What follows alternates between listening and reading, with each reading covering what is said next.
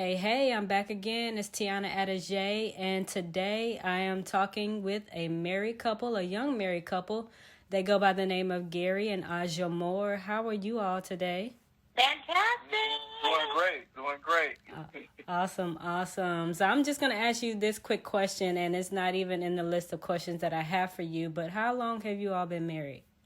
We have been married for 8 years. It will be 9 years in June 17th. Okay.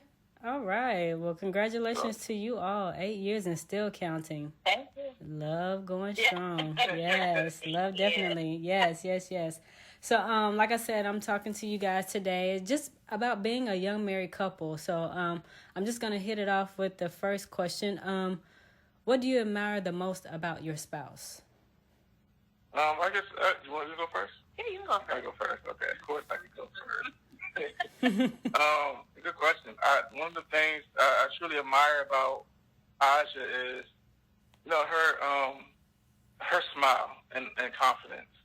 And so it's just like everything, even too, just thinking about the first time I met her, that was actually what kind of like just opened my eyes to her. I was just like, okay, she's really confident in who she is. And to this day, I still see that same smile in the midst of, whatever is going on, and just, it's a confidence in knowing that, joy, I have joy.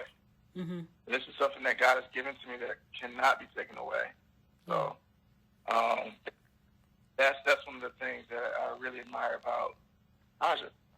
Thanks, sweetie. Oh. I would have to say,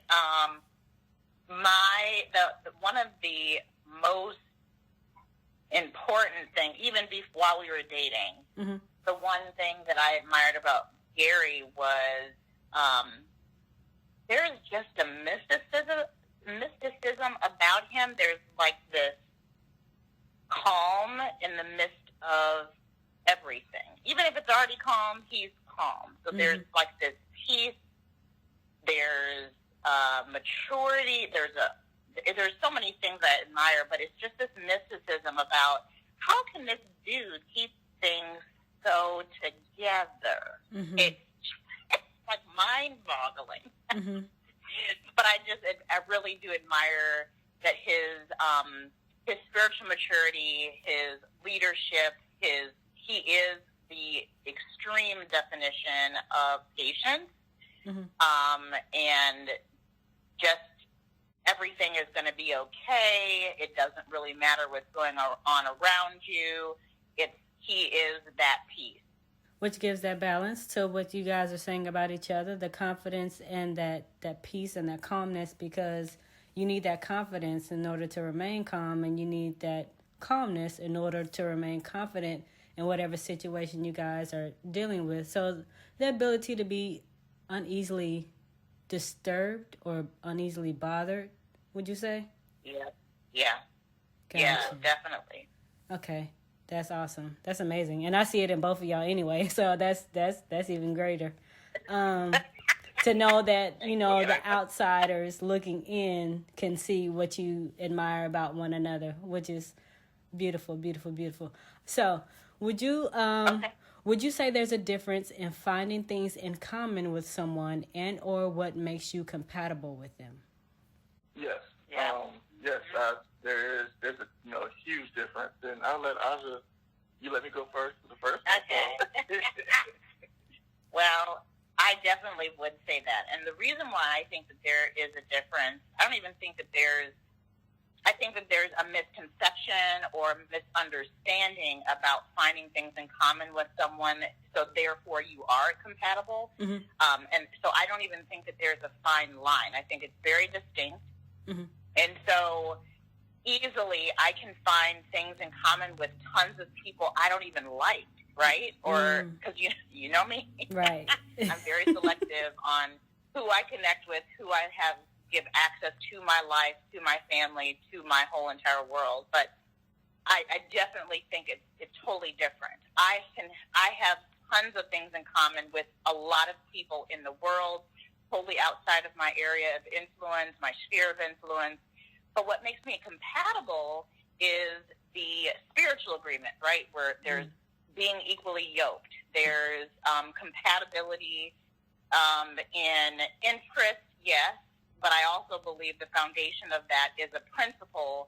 As a believer, there's a principle of being equally yoked. And I was telling Gary when we were looking at these questions a long time ago when I was single, my sorority sisters and I went to a singles conference and at Tony Evans Church, Oak Cliff Bible Church in Dallas, Texas. And one of the breakout sessions that I chose to go to as a single woman was about interracial dating. I thought that was so interesting, right?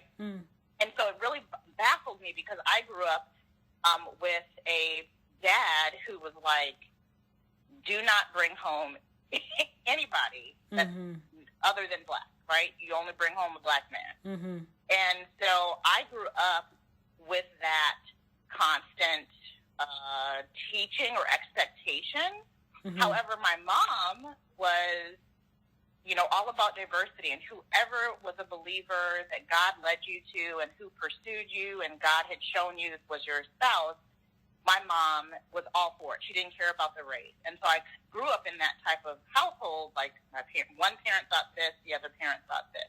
So I was really intrigued and fascinated by what is it scripturally that makes me compatible as I, you know, prepared for marriage, spiritually versus my preference.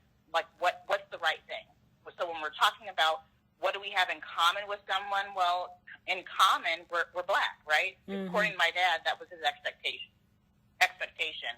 If I'm compatible with someone, okay, do we believe the same thing? Do we have the same interests or thoughts about parenting and where we're going as a family? Like, so those are the differences. And in this workshop, what ended up being taught, it was taught by a Caucasian husband, and the wife was African American. And they basically said the most profound thing that has stuck with me. I don't know, it has to be 10 plus years. But they basically said, you know, they asked people in the room, what are some of your preferences in looking for a spouse? And so, of course, some people are like, oh, he has to be tall, he has to be dark, he has to be chocolate and yummy. He has to do this. He has to have this credit score. He needs to have this job. He needs to have his own house. And what the couple pointed out was the only thing that is a requirement or a principle is being equally yoked. Is equally yoked. That is the foundation. That is the principle that we as believers are expected to have. Everything else is preference. And so the credit score and the job and the home and having all these degrees, everything is a preference. And so that's what was brought to mind when I hear this question about finding things in common with someone or making sure that you're compatible with them. We can be compatible with a lot of people. We can find things in common with a lot of people. We can say, oh my gosh, this person is totally compatible with me because they meet my preference. But what's in common is the principle about believing the same God or having the same vision and being submitted to God or whatever. Those are the things that were in common. So that story, that experience, that teaching that I learned years ago as a single woman is what brought, you know, this to mind. Yeah, and it makes a lot of sense. Yes. Wow. Yeah, I know, right? It's yeah. Maybe I should have went first. Are you good? No, I just, you know, I completely agree with everything that, you know, I just shared. And, you know, with me, that was the key thing, you know, and I heard that growing up over and over and over again, you know, with my father. And it was just like he was, you know, and I'm grateful that he was strict and that he did pose that question, because that was always a question in the back of my mind, like, okay, Gary, is she saved? Is he saved? Or not if she saved, but is she saved? When it came to like relationships or even friendships. And so it was just kind of like get me to get to that idea or that mindset that, you know, when you are, you know, looking to approach a woman in marriage, that you don't want to just marry just anybody. Just because they meet these certain standards that you're looking for, you know, as far as like the looks, the, you know, what it is that they have, all these different things. And so, but yeah, the same thing, just not being unequally yoked. That was what he was trying to, well, basically not trying, but that's what he was driving home from the time I was a teenager. And he didn't say it as much when I was an adult, because that was already like basically in my mind, where it's just like I knew, and that was my prayer, like, Lord, and the Holy Spirit allows me to, cross paths with my wife. I will know who it is at that given time when I am ready to find. Cause I knew it was going to be on me to go find her. But it's funny because all those things about as far as like just finding things in common, I didn't really. It's amazing how I know the key thing that we had in common was our love for Christ. Mm-hmm. Our love for Christ was the key thing we had in common. That to me was like, hey. She could hate everything I like, or vice versa. But the key thing is that she loves God, and she loves God more than she loves me. So we're on the same page in my book. And so that's where where I was coming from. Yeah, and to see that as we a lot of times point out, when the wife or even the husband has a greater love for Christ, and to be able to share that same love with your spouse, I mean, it just lets you feel or gives you the opportunity to be more welcomed into their world, like you were also saying, Aja, because, I mean, if nobody has that love that can receive that love or be able to feel like they can receive that love, then why are they introduced into your world? I mean, of course, like you said, we can have a lot of things in common with people, but it goes beyond that. And like you guys were saying, I mean, we can like the same things all day, every day, but it's a deeper thing than that when it comes to, just remaining a lifelong person that comes into your life. Like, you have people for a reason, a season, and a lifetime. I mean, for that season, we may like the same things, but here's another season. Now you're liking something different and I'm liking something different. So are we going to stay together? We're going to change? We're going to be with somebody else because we don't like the same things, or what? So I think that's what I'm getting from you saying that foundation, because we have to have the same foundation and that mutual understanding of where we're going with this relationship in order for it to, get further than where it is. Because we can start in the kiddie stage, with the do you like me type of stuff. Anybody can like anybody, but do you love me? So it's I definitely understand what you all are saying. And it's funny that you mentioned too, Aja, the whole interracial thing, because I actually have another segment or whatnot where I'm talking to an interracial couple, and it was very interesting to hear what they were sharing, because, I mean, we oftentimes hear that, what you guys were also sharing and growing up is that it kind of sticks in your mind sometimes. Are we supposed to love somebody based on somebody else's preference or what we prefer? Yeah. Because we may prefer something similar to what our parents or whoever may be, seeing or visualizing for us. But it boils down to who we see ourselves with and who we can spend our lives with. And so I do appreciate you all sharing what you shared. And even, of course, being that single woman once again, still believing to be married to the right person someday. I don't know. I'm just taking in all this advice, to be honest. I really am. Because, I mean, at the beginning, I thought I knew. But now it's like, looking through it all and sifting through what I've been through, it's just like, okay, so that's what I miss. And so that's what I can, get together so that I can be well prepared, for the next step. Yeah. So, but, thank you. Yes. Thank you all for sharing that part. So I'm going to jump to this one then. Did you both have support from your families when you got married? Absolutely not. Okay. I thought it was going to be a yes right there. Okay.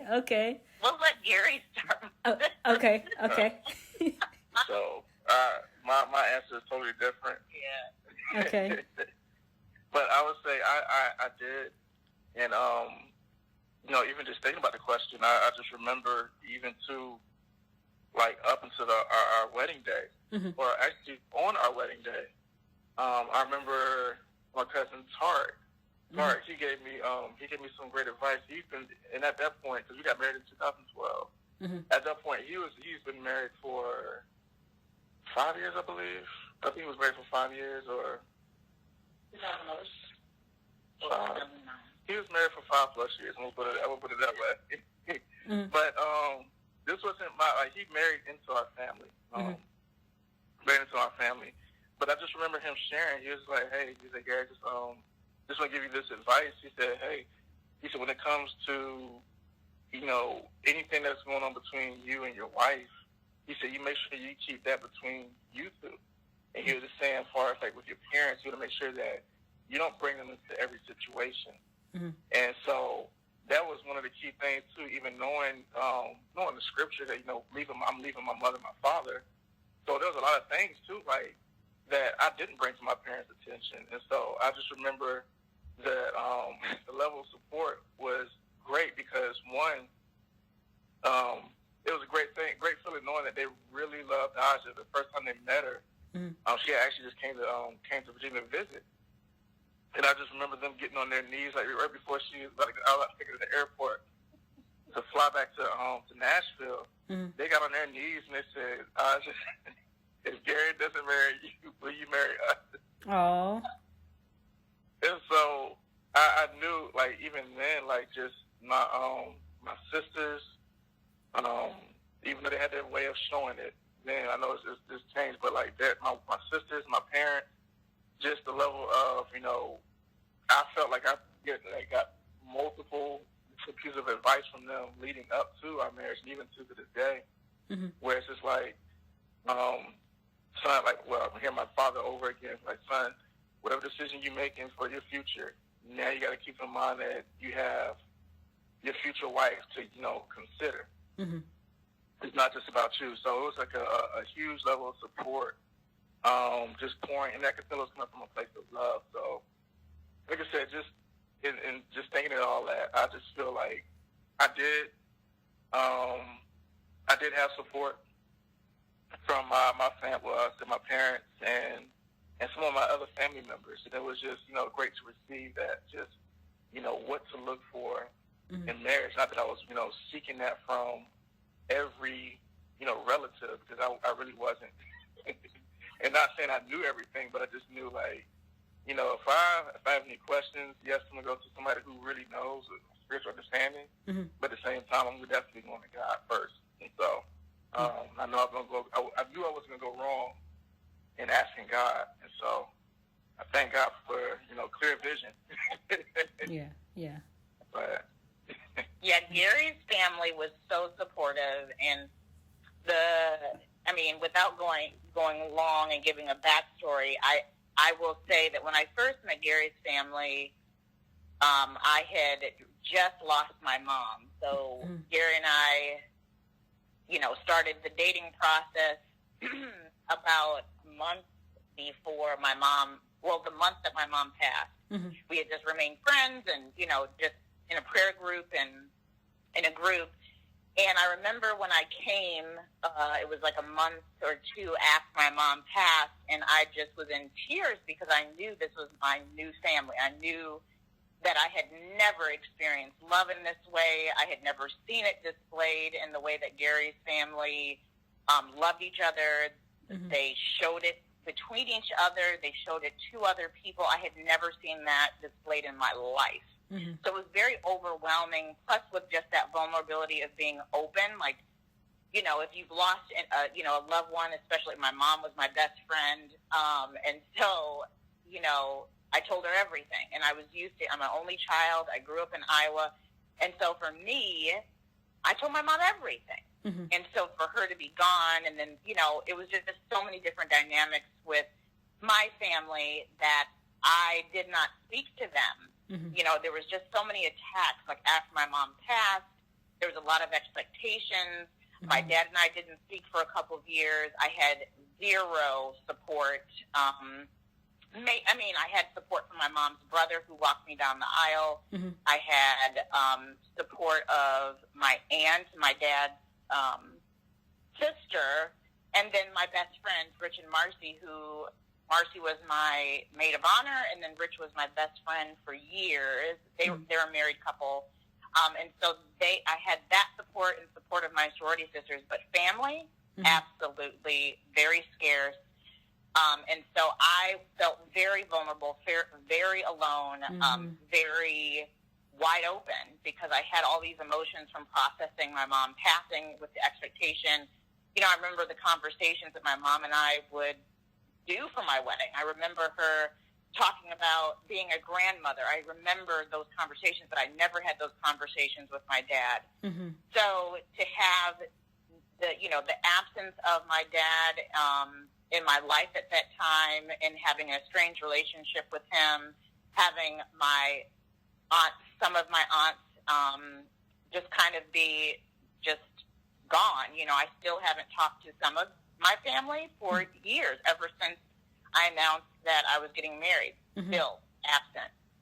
Here we are 9-10 years later, and there's some family members that still are upset, and for whatever reason, that I was getting married. I even had the one family member, you know, because either, I don't know what the reason was, but the question was asked, well, are you pregnant? So I was getting that. In addition, you know, this was supposed to be a time where I felt supported, and I thought that this was supposed to be a joyful, supportive time. I had attacks from every direction, from the people that we assume family would be there for you. And so I didn't have any of that. And so for me, my born-again church family was it. When we lived in Nashville, my sorority sisters were it. Gary's family was it, in addition to my best friends, Rich and Marcy, and then my uncle, and then my dad's sister. You know, that was it. And so I did not have a lot of support at a very vulnerable time of, you know, recently losing my mom 2 years prior to getting married, then during the wedding, after the wedding, and here we are almost 10 years later. There's family members that have not met our 3 children. There are, you know, so it was very night and day to see all of this love and support coming from Gary's family, which I was accepted so graciously and welcomed so graciously by his family, and it was just what I needed to be able to continue forward, because I remember telling Gary, I was like, you know what, I'm kind of over this. I don't even want a wedding. Let's just go to the court. Let's go away and just do this, because I felt very spiritually alone, but physically supported primarily by his family. They were very consistent. And so, you know, that was my long-winded answer to say, no, I didn't have the support that I was expecting, or the support that I had always heard of, you know, in everyone else. Oh, my wedding day, my parents are doing this, and his parents are doing this. And all of that for me was experienced through Gary's family and then the people that I mentioned earlier. So it was definitely a time that pulled Gary and I closer together, and seeking the Lord for direction,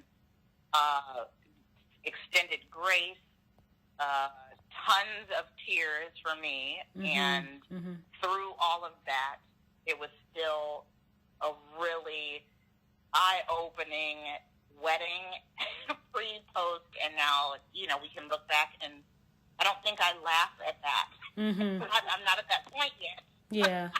I am so not laughing. I'm still disappointed, but I have forgiven those family members. I have released that, but I also know through that experience, not only can I share that with others to encourage others that, you know, it's one day that you're looking forward to, but it's a lifetime. And so that wedding is just one moment in time where, yes, you want things to go perfectly, but you're really looking at what happens after the wedding. And so I knew that, man, I'm so blessed to have a spirit-filled family that's saved, that I'm marrying into. They accept me, they love me, they respect me, they care for me. And so everything else that I wasn't receiving really kind of fell by the wayside. But, you know, now I'm like, okay, so I'm really prepared to know when our kids get married years and years and years and years from now, that I will know what not to do, or I'll be able to know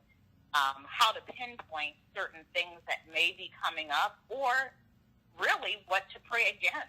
And, you know, that, you know, our future children-in-laws will not be how my family was for me. Yeah, and I just wanted to add this as well. One of the things I thought about, even as we were just sharing with that, I just remember being excited when I called my aunt because we had planned it. Even when she shared, like, I just want to go to the courthouse. And I remember that moment. Mm-hmm. And it was tough because I was just like, man, I really want to, I want things to be right. Mm-hmm. And when I say right, I want to make things not say extravagant. Mm-hmm. I want it to be everything that we wanted and not be what everybody else wanted. And so I just remember the night when she shared that with me, and she was just like, I'm over it. I'm done. Yeah. And I just remember, you know what? Savannah, Georgia. Mm-hmm. We're gonna go. We're gonna get married in Savannah. And so I'm saying that to say that I just remember when I spoke to my aunts and I shared with them that, hey, guess what? Because Savannah, Georgia is actually where I was born. Mm-hmm. I was born and raised the early part of my life in Savannah, Georgia. So I just remember sharing with them, like, hey, I'm coming home and, I'm getting married in my hometown. And so I just remember how excited my aunts were, and they were just like, okay, what do you need us to do? Yeah. Mm-hmm. And that kind of got me choked up. I was just like, wow, like, I really didn't expect you to do anything but just, yeah, what you got for us? What do you want us to do? And so I just did that because I just remember they were also very supportive in making sure that, our wedding day was as smooth as it could possibly be. They did everything from, I remember my aunt driving us. She was actually the driver. She got the car and she drove us and myself to the reception. Mm-hmm. My uncle was getting involved, but it was just so much but yeah, it is tough. I know, like I said, just coming from Aja's standpoint, because no, she's not in this alone, because I felt the same thing too. It's just like, man, this is hard, and it's kind of like it was a wake up call, knowing that as we were joining together, that it was also, we bring our families also together, and it's just like, she's not just coming to my side of the family. It's also I'm being welcomed, or I was hoping I was going to be welcomed into her family as well. So, but yeah, just wanted to share that a little bit. No, it's definitely appreciated. I have so much I want to say, and I want to. Oh man, okay. So you guys are slightly giving me no. But it's an opportunity for me to be transparent in a way with my situation and how it kind of reminds me of what you guys were dealing with, because I'm going to try to go back to what Gary started with by saying that he had the support and everything from his family and all that, which is generally expected from both the groom and the bride, for their families to be supportive and welcoming to anyone that you want to bring into the family. But Aja, to touch in on your part, where it happened for me is that I wanted the support from my family. I don't know if you guys know. I think you guys know that I had been married before but divorced, and it didn't last long. It lasted 3 years, but at the same time, within that 3 years, everything happened back to back.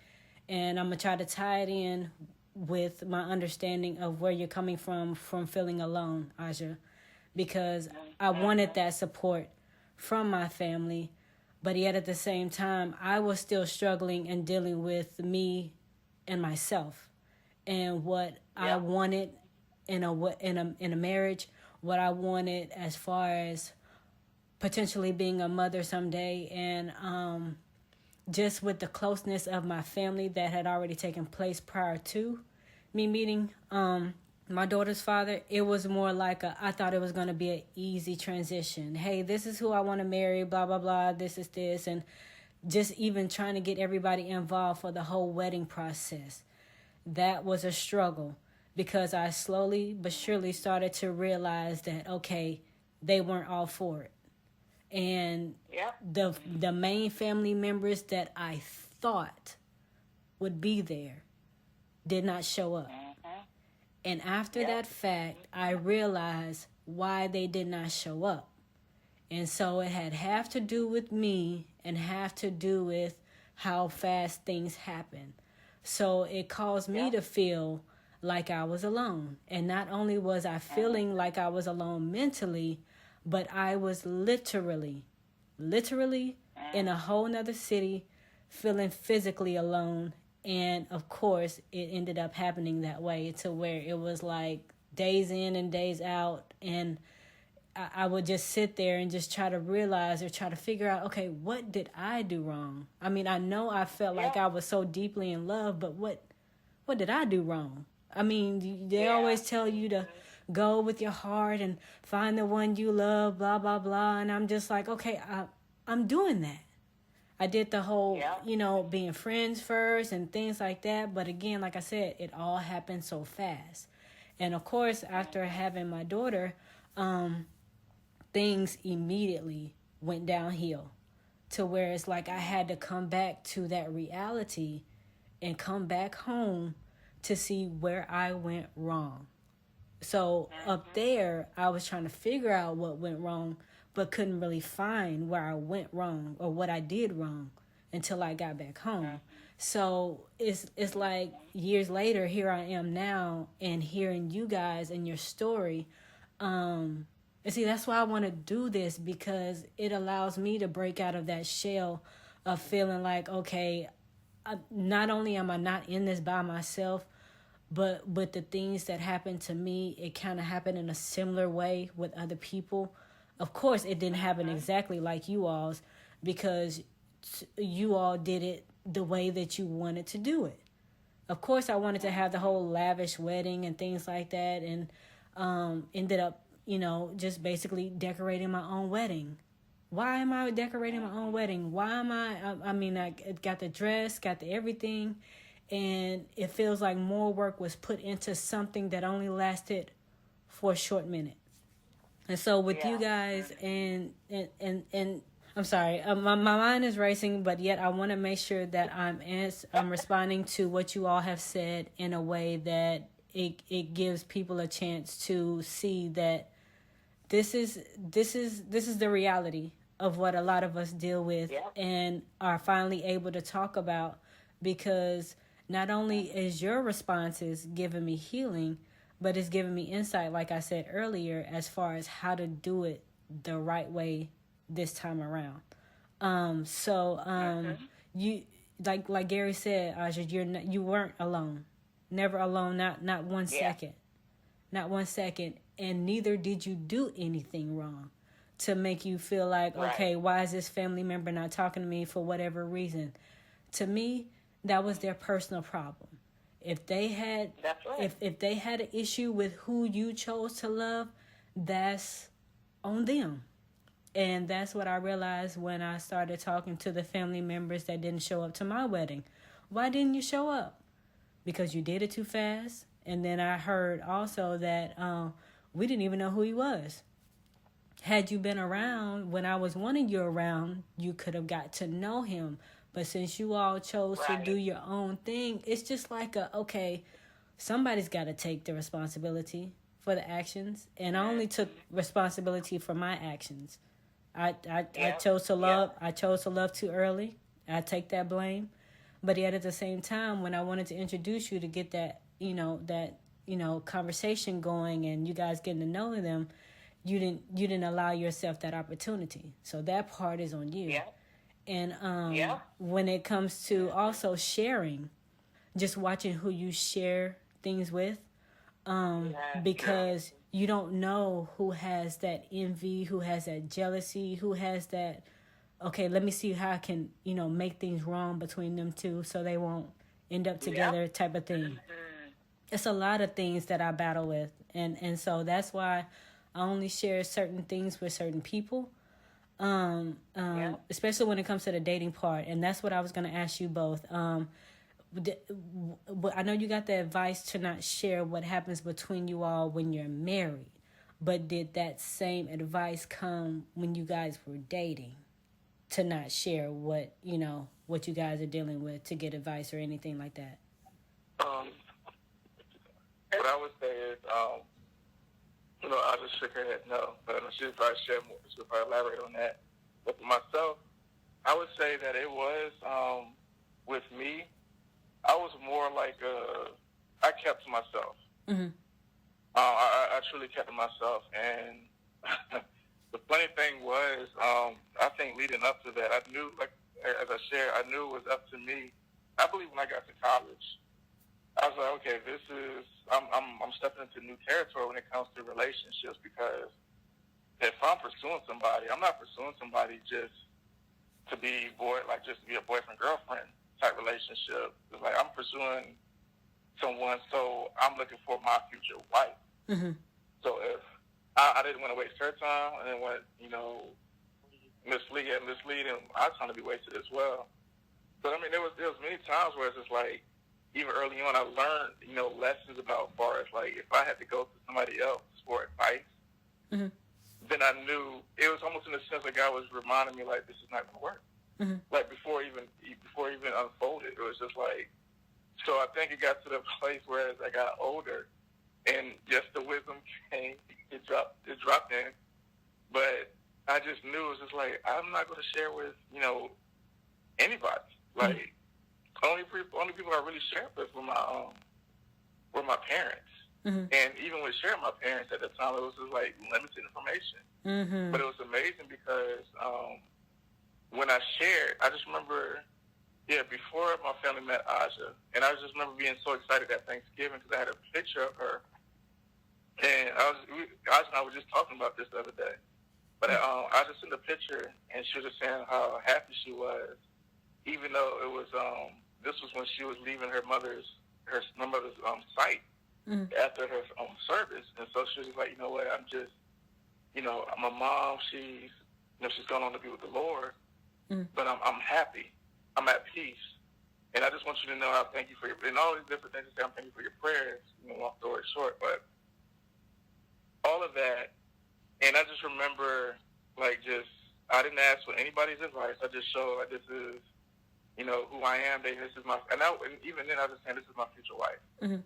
But the funny thing I just remember out of that whole entire situation was my sisters. They coming to me and they was just like, "Oh, we know she's the one, Gary, because you don't bring home nobody. You never talked to us about any girl that you was possibly dating or that you was interested in. It was just we already know, so we know it was serious." Mm-hmm. And I just remember thinking to myself, like, wow, that's amazing. I didn't even think of it like that. But I just remember, like I said, just keeping to myself, because I was in that place where I felt like many times I was alone. I was like, man, here it is. I want to share. But I feel like if I share with somebody, it's going to come back on me. Mm-hmm. And so I'm so glad, like I said, I replaced that fear with, more faith and just saying, you know what, I know who I can go to. And I know it sounds like just super spiritual, but that's just how, my mentality was, where it's like I was really building up my faith, like building up and increasing in my faith. Mm-hmm. And even in my relationship with God, because I know that just being away from my immediate family and being in the place where I was like 10 hours away, I truly had to rely on God for everything. Mm-hmm. When I was in a place where it's just like I'm no longer able to just go and work, because I had jobs here when I was in Virginia before going to Tennessee. It was like I had multiple jobs where I could just run in, and if I needed to make $50 for some gas money, I could just go and work for 2 hours at this on the Army base. It was called a commissary. I can go work for like 2 hours and make $50 or whatever. And so it was just like me getting out to Tennessee was a place where it's just like whatever I tried to do, job after job I applied for so many positions. Mm-hmm. But I had to come from even more of a position of faith where I had to rely not on my natural ability, but to rely on God to provide what I needed. And so I just remember being in that place where, yes, I was constantly thirsty. Mm-hmm. Constantly thirsty. And so that's where I believe that trust in God was built up. But at the same time, like I said, I just knew that I wanted to share, but there was limited number of people I could share with. But I will say this. I got a part of the men's group at Born Again. Mm-hmm. And just being, around those men and just, hearing them share stories about, their marriage, it was almost preparation. Mm-hmm. Just being challenged to say, hey, yes, you're young. And I remember they used to always say, wish I had this information when I was your age.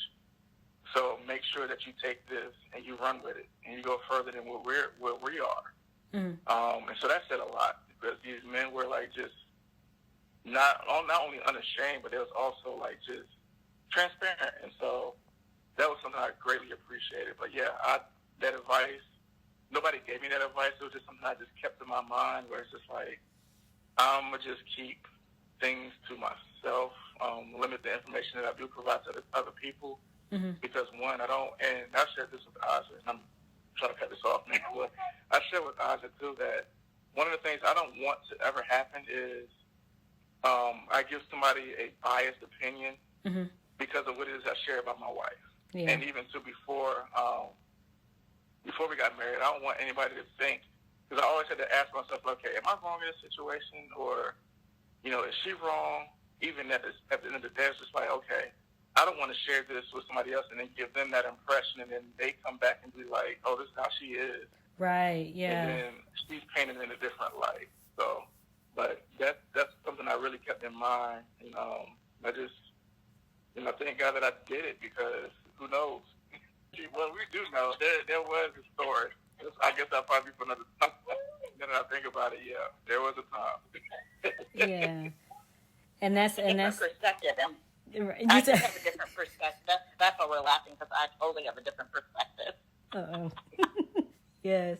And just being careful. I get it. Just being careful in what you're sharing as far as who you're wanting to be in a relationship with. And, of course, like I keep saying, you spend the rest of your life with, because that's who you chose to be with. So, I mean, why paint a different picture of them than what you fell in love with, or whatever the case is. And I do appreciate you all for being open about that as well. I'm going to jump on to this last question, and then just if you guys have any more advice or anything that you want to share, what advice would you actually give to a newlywed who may, be lacking the support, who may be in between, feeling like, okay, I don't know if this is probably worth it, or, because I got all this going on in my life, or just anything. Like, what advice would you give? For me, this totally goes to my perspective about your last question, because I was totally different than Gary. Gary was a closed book. Mm-hmm. I was an open book. Okay. I just wanted... I'm the only child, so I love connecting with people, and mm-hmm. I grew up in a household where it was just, you had open communication. I told my parents everything. Mm-hmm. I was, I think all of us, it's innate for us to want to seek our parents' approval. We want to not disappoint them. So it was for me, that was my way of connecting, not saying, oh, I need to tell all my friends because I'm seeking their approval. It really was because I don't have the support that I was looking for and I expected from my family, even through the dating process. Mm-hmm. Let me tell friends, right? Finally, after waiting for so long and being covered during a period of time, while I allowed someone to pursue, that's my first piece of advice for the women, mm-hmm. is allow yourself to be pursued. Mm-hmm. And I remember my prayer was, I was dating a couple of, different people before Gary, not at the same time. I was not that type of woman, but I had dated people before. And one thing that God had shown me was, Aja, you're on this roller coaster of emotions. You're asking way too many questions to me, meaning, God, where do we stand? Is he my boyfriend? Are we just dating? What does that mean? How do I feel today? Did he not text? Oh, my gosh, he didn't call me today. It was like all over the place, right? And I was tired of the roller coaster of emotions. And one of my biggest pet peeves is feeling humiliated. Mm-hmm. I refuse to be humiliated. So for me, I was just all over the place, and God had told me, he said, Aja, you tell me what you want. And I basically said, God, don't let me date anyone unless it's my husband. Exactly. I prayed that prayer. I think I was I don't even know. All I know, I can't remember what age I was, but I remember I didn't desire to be married until around age 27, 28. Mm-hmm. And so I remember when I moved to Nashville, it's interesting. I knew no one. I moved based upon a job transfer when I was working for American Red Cross. I was alone. I was totally vulnerable. I was out there. I wasn't about living the life. I obviously not in the clubs or anything like that, but I just knew no one. So all I knew was my coworkers, and I was just like, okay, I'm tired of being single. Mm-hmm. So I don't want to be on this roller coaster of emotions. I am tired of like getting played and me not knowing what the guy's true motive was. And so I heard this pastor say, there's no way as a woman that you should be questioning where your relationship is going. The guy should be giving you a vision for that relationship. And so I had remained covered, and God honored and was faithful to my prayer request. So for 8 years, did not date. Mm-hmm.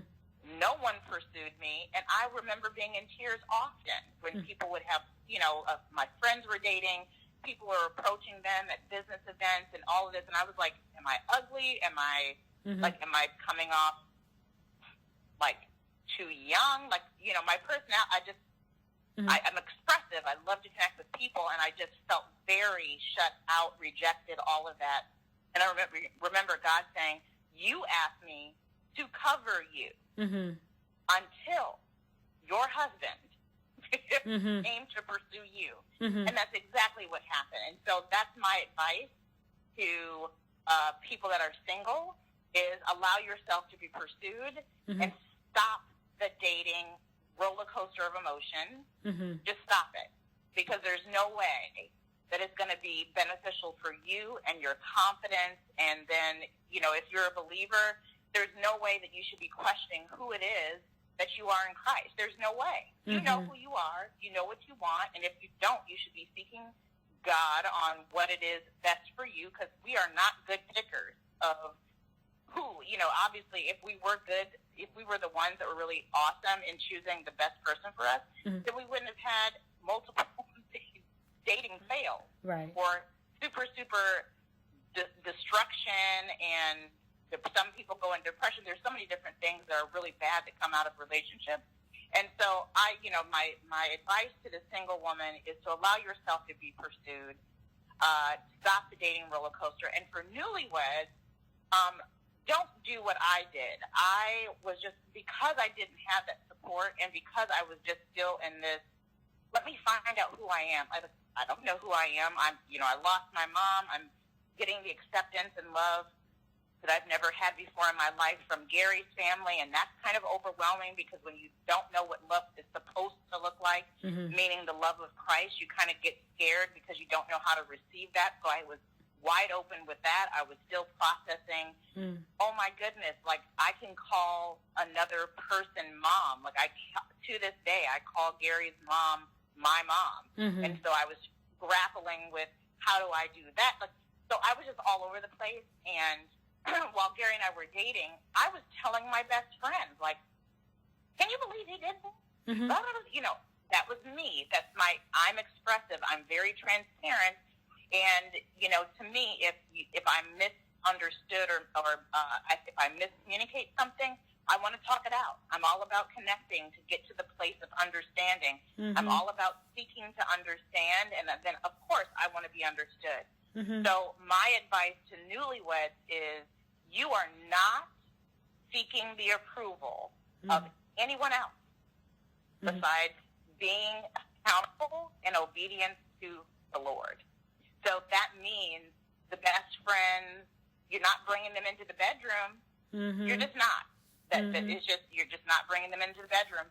So why is it would you bring them into a temporary disagreement or a temporary pattern of behaviors, or all of that is subject to change. And just like Gary said about, you don't want to create someone to be biased about creating a biased opinion about your spouse. Yeah. And so then when you do that, you open up the potential for that person not only having that biased opinion, but then they're judging your spouse. then they're judging you for picking a spouse like that, and then the cycle continues. And how do you allow your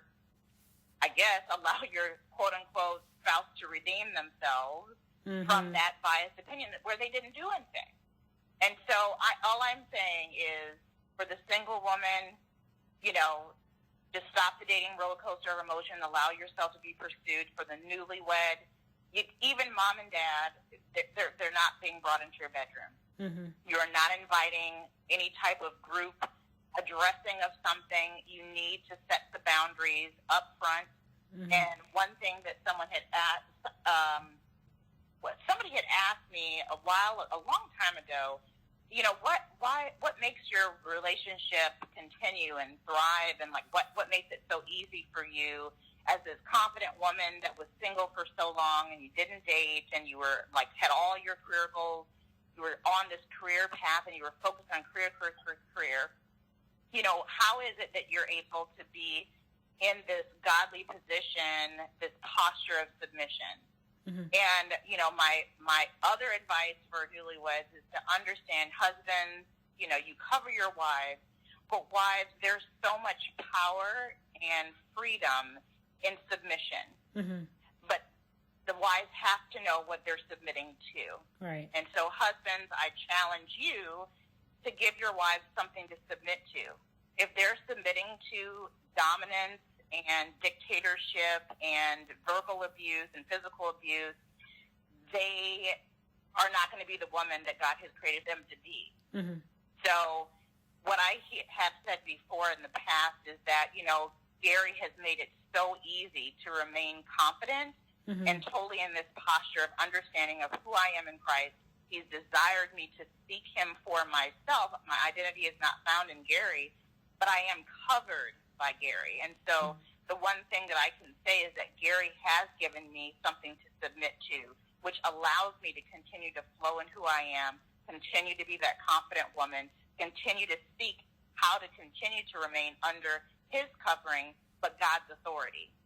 So trusting that position of who Gary is as the head of this household, but there's so much freedom in submitting. And so I guess those are my points of advice for single women and then newlywed couples. Yes, there is freedom in submission, and just to not make it seem like it's a bad thing for the submission, because you want that your spouse, your husband, to know that it's okay to approach you with any given situation or with anything that you guys may need to tackle, even in the communication, like you said earlier, just being open, because you like to know things and you want to know how to make things work or how to fix things, because that's what it's about too. Like my dad always says, everything is a problem solution. If there's a problem, there is always a solution. And so just how you guys can come together, because submission can be from both, because it's a matter of how you look at it. Because if you go to a job, them as the males, not to put you guys down or anything like that, but as a male, you have to submit to the manager, the authority, the supervisor, whoever.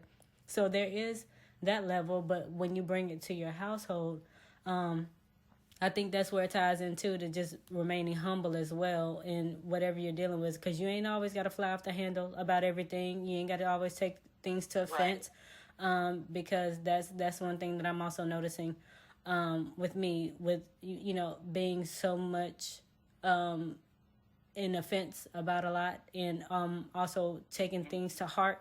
I don't have to take everything to heart. I don't have to be that shielded person all the time, like, okay, you saying that just to attack me. No, I'm saying it out of love, but yet I have to be the one to know how to receive it from that person, if I know that they're not saying it to hurt me or doing things to cause harm to me or anything like that, especially if we want to grow together.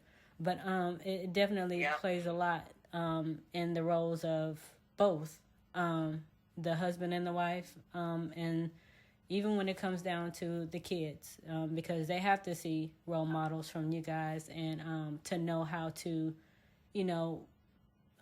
live to those standards that they've been called to live up to when it comes their time to get married, and show how they were raised and things like that. Is there anything else you all would like to share, or I don't know. We said I got a lot. You guys, you definitely, you definitely shed light, some more light. I would say. Anything else you guys would like to share? I guess, and I just want to say that I really enjoyed just having a conversation with you. But yeah, just one of the things, just to kind of piggyback off of what both of y'all are saying, like from my perspective, that it's you hear the word submit, and it does it kind of like it has a negative connotation. Mm-hmm. But the more you surrender, basically you surrender to God. That's basically what it is. You're surrendering your will to God, and that's something that we as believers have to do daily, surrendering. And once you get to that place of surrendering to Him, it becomes easier and easier. Mm-hmm. And there's been times where yes, I had to, and I know that it's the leading of the Holy Spirit doing it. Where it's like I had to come back to like where Aja, we would have a conversation, and I got to the point where it's just like, you know what, I'm not in this in our marriage. I don't have to be right every single time. Mm-hmm. I don't have that desire to yes, I'm right all the time. Mm-hmm. And so my whole thing is like, if I'm wrong, I'm grateful that Aja's confident enough to come to me and point it out. Mm-hmm. And even too with me, that other level of submission, which is humility. Mm-hmm. Whereas it's accepting that, okay, I don't know this, or no, I didn't look at it just from this angle, but thank you for coming to me to share it with me, because I could get into this place of pride where I just shut off everything and not hear what it is that she has to say at all. Mm-hmm. And so that's why, even with submitting, yes, I was just submitting to me, but I'm also submitting to her as well. And then doing that, just showing her, just knowing that, yes, I'm the head, but it doesn't mean that I'm actually controlling everything she does. Mm-hmm. It means that I'm her covering, and that I take it serious because I know that God is looking at me when things like where her well-being. Because this is her daughter, or this is his daughter. Mm-hmm. And so that's kind of things that keep me grounded. Just knowing that as I definitely surrendering daily, and not getting to a place of pride where I know that if I do stuff in it, that can bring a whole world of different things into not only our marriage but into our household, our kids. Mm-hmm. That's something that we want to model before them is humility. We don't want to I want them to see that their father, that he has no problem coming to their mother and saying, honey, I'm sorry for saying it this way. I did not mean that. Mm-hmm. And will you please forgive me? So them seeing that type of relationship versus me always either Aja yelling at me, which I'm thankful that doesn't happen, but her yelling at me or me yelling at her in front of the kids, I really don't want to push them into a way or push them into a position where as they get older, like, yeah, my father did this, so I'm going to do it too. Mm-hmm. Or even too just how they view women. One of the things, and I just had this conversation the other day too about just how we talk to our kids, and one of the key things is yes, we want to share the truth with them and everything they're doing, and we don't want to sugarcoat anything, but at the same time, it's the way that we communicate with them. Mm-hmm. So as they're growing older, I don't want Jonathan and Joshua, our boys, to look at women any different because of their relationship with Sarah, with their mother. Mm-hmm. And so one of the key things that I'm building up with them is that, hey, you respect your mother at all times. Mm-hmm. You disrespect your mom, you're disrespecting me, but most importantly, you're disrespecting God. Mm-hmm. Because you're supposed to obey. But my advice, like I said, is just, keeping that level of humility, constantly stand before God and just surrendering. I know for me, when you said just being single, I just remember I was like, okay, when is this going to end? Mm-hmm. When is this going to end? But at the same time, and I'll never forget hearing an elder say, yeah, he said, you better go ahead and get ready now. I'm not saying it to me specifically, but I felt like he was talking to me, but like the single people in the ministry at the time, he was like, you better get ready now. He said, because he said, you're single, so you can do everything that you want. And when he said everything you want, meaning like you can spend as much time as you want on yourself. You ain't got to answer to nobody. Mm-hmm. You don't have to answer to nobody, but he was just saying the time is going to come when, yes, your time will be limited. You have to really kind of like just manage more of your time as far as like, okay, now I got to seek God. Where it could be like, well, you know what? I'm going to just get up this morning, I'm going to pray, and go get some breakfast and come back and just just sit, watch TV, play games. I don't know, just different things. But now, yeah, I'm the head, so I'm recovering. That's a different level. Like, okay, I'm responsible for a wife and 3 kids now. But yeah, just walking in that level of humility and just staying in the presence of God. And that was one of the things I prayed when I said, Holy Spirit, that you would show things that I need to work on so that I'm ready when I cross my wife, that I know right then and there that she's it. And so you said that was a key thing, is just staying and remaining in faith, knowing that it is. What's your favorite quote? You always say, like, if you stand. Oh, by Jerry. I think it's yours. Kenneth Hagin. Yeah, it's by Kenneth Hagin. Kenneth Hagin Sr. had said, if you prepare to stand forever, you won't have to stand that long. Yeah. And so I just remember where it's just kind of like all those years where it may have seemed like a lifetime, but it's just like really things kind of move very fast. As I'm looking back over my life, I'm just thinking like, man, I'm 36. What in the world happened? Like, it's just like the time just flew by, but even during that time, I was just like, I'm grateful, those times that I did have the opportunity to learn. I don't take any of those, times where I was by myself, like, I don't look at it as a failure, but I just look at it as I was always, constantly learning something new, how to treat my wife. And even in that time of preparation, just praying for her, even though I couldn't see her face. I didn't know who she was at the time, but just constantly praying that whatever's going on in her life. And I guess vice versa with, the husband. Just praying over your husband, that whatever it is that he's doing, that he's in a place where he's submitting to God, and that he's hearing his voice and not necessarily doing whatever it is that he wants to do, but he's doing what he's been called to do, so that he can actually listen and follow the Holy Spirit as he walks in humility, so that he can find his wife. True stuff. True. Yeah.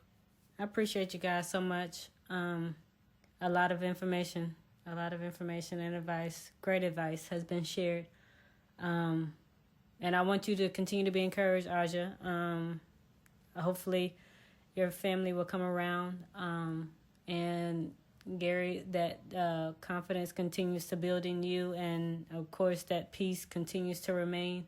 That confidence and all that you see in each other. And just in how you all instill it into your children is a great thing. Again, continuously, I do appreciate you all for just taking this time out.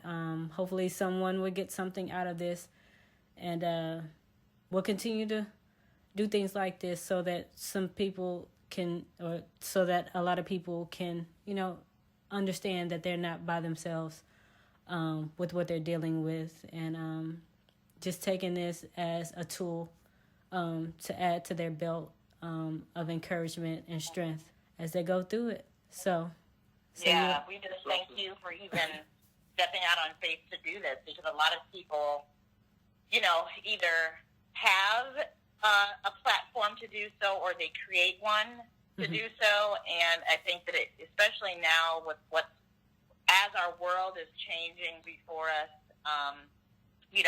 people need encouragement to know, just like you said, that they're not alone, that others have gone through it before them, and that we do all have this power to influence and inspire others to take control of their future. You might not be able to change your past, but even being encouraged to either avoid something that, I went through, Gary went through, or you, Tiana, went through, that, people can take heed to that. And so I just applaud you for even doing something like this, because you have a voice, and that the things that you're sharing and tackling and addressing and allowing others like us to be a part of is so awesome. And I just thank you for allowing us to be on this platform with you, because I think that it's so needed right now. Thank you all. Thank you all. Thank you all so much. Yeah. Thank you all. Once again, this is Gary and Aja Moore. You guys continue to stay encouraged and keep on loving each other. Yes, we love you. That's it. All righty, y'all. Y'all take care, okay? All right. Love ya. All right. Later. Love y'all. All right.